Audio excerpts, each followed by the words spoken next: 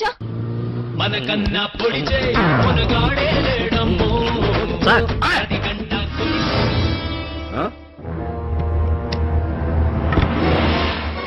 ఏమైంది? ఎవరితో bag కొట్టుకొచ్చాడు sir. లెక్కెట్టు. ఓ 1,00,000 ఉందండి. ఛా, బ్యాంక్ లో కౌంటింగ్ మిషన్ కన్నా స్పీడ్ రా నువ్వు.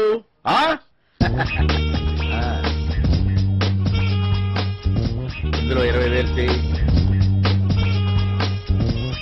అక్కడే థ్యాంక్ యూ సార్.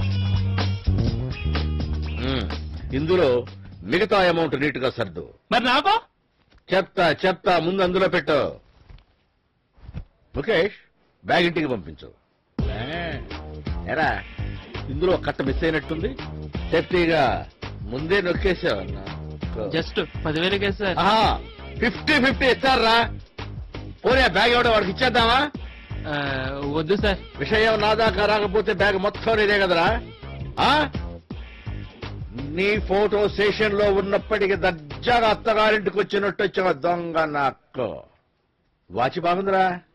ఏది సార్, ఇది మా అత్తన్న పెళ్లికి పెట్టారు సార్. వాళ్ళు ఎక్కడో కొట్టుకొచ్చి పెట్టిందే లేవో. అయితే దాదా జల్దీ తీసుకోరా. అమ్మే, 200 వస్తాయి. రిచ్ గా బిర్యానీ తిని ఎంజాయ్ చేయి పో. ఇది నేను కొట్టుకొస్తే నొక్కిసిందే కదా సార్ మీరు. వీడు ఫ్లాష్ బ్యాక్ మొదలెట్టాడు. లోపల ఏంట్రా వీడిని? తప్పేంటి సార్? నీ అబ్బా వెళ్ళా. టాగూర్ సినిమాకి దగ్గర బ్లాక్ టిక్ అమ్మించినాడు. వీటి దొరికాను చూడు. చీమలేమో చక్కెర చోరీ, దోమలేమో రక్తం చోరీ, తుమ్మెదేమో చిన్న కంప్లైంట్. కంప్లైంటా? నాకు చెప్పడం ఏమిటి? నువ్వేం చేస్తున్నావు? అది కాదు సార్, ఈ అమ్మాయి బ్యాగ్ పోయిందంట. బ్యాగా? కూర్చో. నీ పేరేంటి? అంకీర్తి. నువ్వు కంప్లైంట్ రాయి.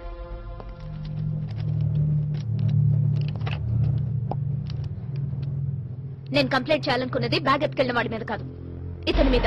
వాట్? ఎస్, నీ సబ్ ఇన్స్పెక్టర్ మీద. What? I out of your mind? Vikram, just a minute. నువ్వు చెప్పమ్మా. వాడు దొంగో సాడిస్టో తెలియదు కానీ మీ డిపార్ట్మెంట్ వాళ్ళు మాత్రం ఇదిగో ఇతను కాల్ చేసిన గంట కానీ రాలేదు. మీ పోలీస్ డిపార్ట్మెంట్ ఎంత వీక్ అయితే ఎలాగా? ఒకవేళ వాడు నన్ను ఏమైనా చేస్తుంటే నా పరిస్థితి ఏంటి?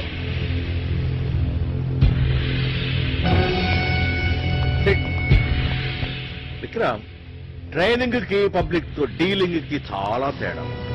నీకు ఇది డ్యూటీలో జాయిన్ అయిన 2వ రోజు. ఇలా ఇంకెప్పుడూ జరగకూడదు. పాయసం వేడిగా ఉంటేనే బాగుంటుంది. తొందరపడి తాగితే మూతి కాలుతుంది. అందుకని ఊదుకొని తాగా.